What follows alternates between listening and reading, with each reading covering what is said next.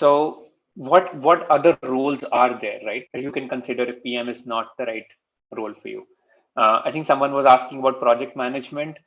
Here's a few that I've kind of listed here, right?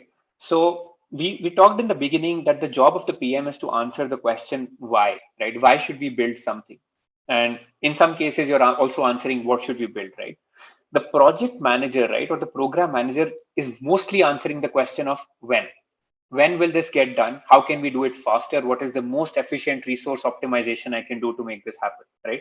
So execution is where a project manager or a program manager will excel, right? So that's the first one that you see on that slide. A TPM is a bit of a services role that has also made it into product now. So if you have very specific enterprise customers, right? If you have a small product which has 5 customers and they keep asking you for new features, so this is a role where you will just take those requests and translate them into what does engineering need to do to build those features. So there's no why here. It's a small product that you're building for 15 people and you just keep building features one after the other for those 15 people. So think of like a services company that provides a software to a bank. They have 5 banking customers and they build some kind of a core banking system for those 5 customers and they make enough money to survive as a company.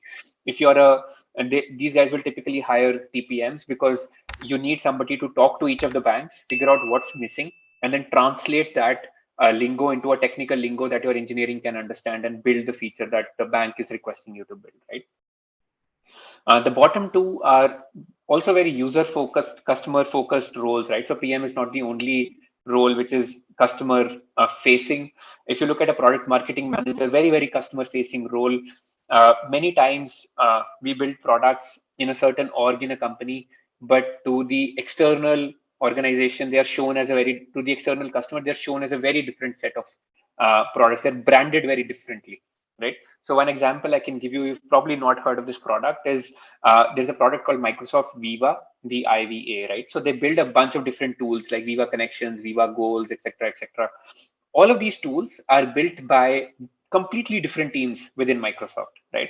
But Microsoft Viva is sold as one single brand with one single pricing SKU by Microsoft. So if you ask the customer, they'll be like, oh yeah, there must be some team in Microsoft called Viva that builds these 30 things, right? Which are sold.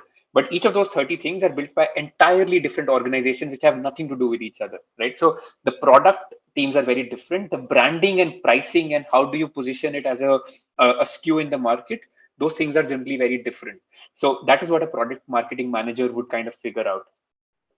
And a BD role is similar in the sense that it would help you manage your external relationships. So in many companies, even at Google, since I'm part of payments, we can't do payments alone, obviously, right? We talk to Visa, MasterCard, American Express, networks, NPCI, Reserve Bank of India, et cetera, right? So we have to manage all of those relationships. What are we hearing from them?